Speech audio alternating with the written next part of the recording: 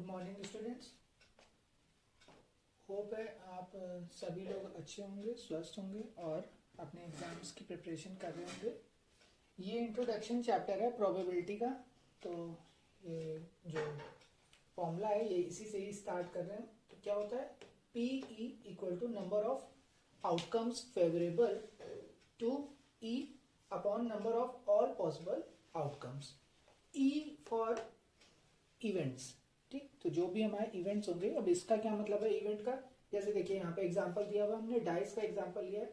तो डाइस में total number होते हैं 6, ठीक। अब आपसे क्वेश्चन कैसे पूछा जाएगा कि डाइस में 4 से कम आने की प्रोबेबिलिटी क्या है। तो 4 से कम आने की प्रोबेबिलिटी क्या है, तो 4 से कम कितने नंबर हो सकते हैं, 1 हो सकता है, 2 हो सकता है और 3 हो सकता है। तो टोटल आउटकम्स जितने आ सकते हैं वो कितने हैं, 1 2 3। तो 3 हो जाएगा ऊपर, और total number of possible outcome जो है वो कितने हैं, 6। तो 3/6 यानी कि 1/2।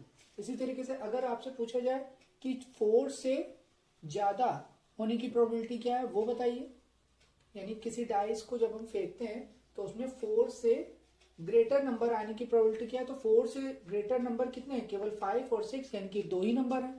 तो यहाँ पे क्या होगा, प्रोबेबिलिटी क्या होगी, तो नंबर ऑफ आउटकम्स फेवरेबल, तो फेवरेबल आउटकम क्या है 2, और total number of all possible outcomes कितने हैं 6। तो हो जाएगा 2/6 यानी कि 1/3। अब ये तो प्रोबेबिलिटी है कि किसी इवेंट के होने की। अगर आपसे पूछा जाए कि किसी इवेंट के ना होने की प्रोबेबिलिटी क्या है, तो वो क्या होता है कि हम, अगर हमें प्रोबेबिलिटी दी हुई है, यानी किसी इवेंट के होने की प्रोबेबिलिटी अगर हमें दी हुई है, तो उसे हम 1 से सब्ट्रैक्ट कर देंगे, तो किसी इवेंट के ना होने की प्रोबेबिलिटी निकल आएगी।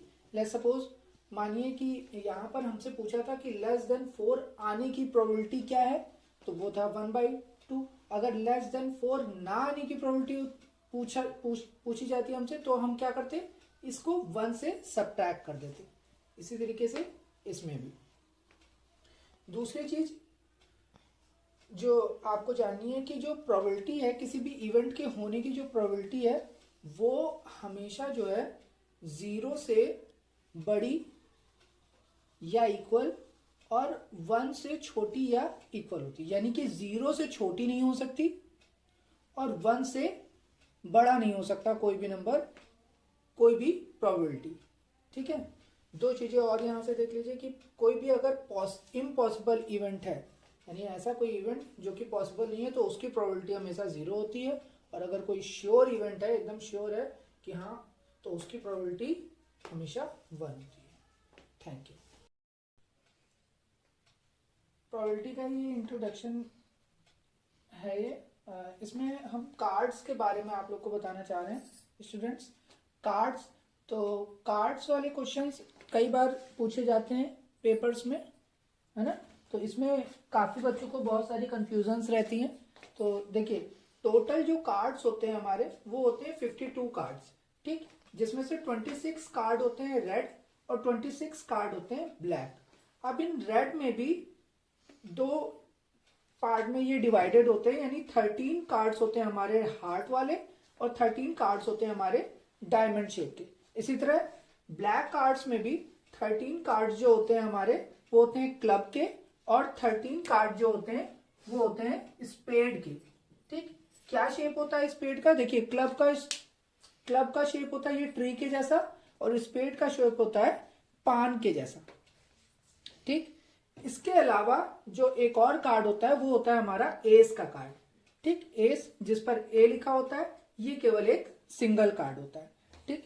तो टोटल जो हमारे सारे कार्ड होते हैं वो किस तरीके से होते हैं, वो इस कुछ प्रकार से होते हैं। सबसे पहले ए, फिर 2 3 4 5 6 7 8 9 10 11 12 13। तो ये जो 11 12 और 13 होते हैं, ये 11 12 13 ना होकर के क्या होते हैं, जे यानी कि जैक, क्वीन और के होता है। इसे हम कहते हैं फेस कार्ड्स, ठीक। इन कार्ड्स को हम फेस कार्ड्स कहते हैं।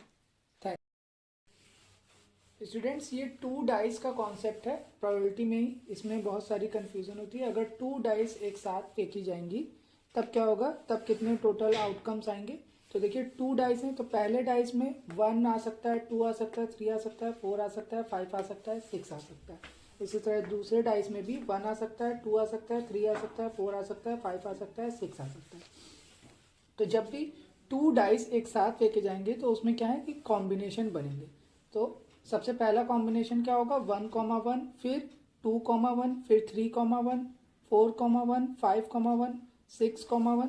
इसी तरीके से फिर 1,2, 2,2, 3,2, 4,2, 5,2, 6,2।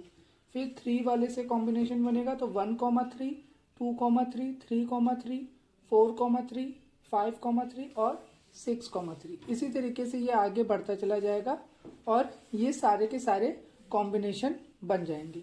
इसमें याद रखिएगा कि जितने भी कॉम्बिनेशन बनेंगे तो टोटल कितने कॉम्बिनेशन यानी टोटल आउटकम्स जो हमारे होंगे वो कितने होंगे, 36। टोटल जितने भी कॉम्बिनेशन ये बनेंगे कितने बनेंगे, 36 बनेंगे। अब अगर इसमें पूछ लिया जाता है कि डबलेट, हमें डबलेट की प्रोबेबिलिटी बता दीजिए। डबलेट वो नंबर्स होंगे जो डबल होंगे, जैसे कि ये 1,1, 2,2, 3,3, 4,3, 4,4 सॉरी, 5,5 और 6,6। ठीक, तो ऐसे कितने आउटकम्स हैं, देखिए 1, 2, 3, 4, 5, 6।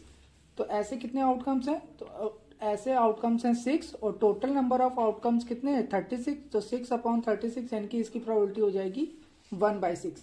अब इस 2 डाइस वाले में एक तरह से और भी क्वेश्चन आपसे पूछा जा सकता है कि मान लीजिए ऐसा हमें प्रोबेबिलिटी बता दीजिए कि सम जो है वो 3 होना चाहिए, तो सम 3 होना चाहिए। तो ऐसे कितने आउटकम्स हो सकते हैं, देखो ये हो सकता है 1,2 एक आउटकम, 2,1 दो आउटकम, है ना।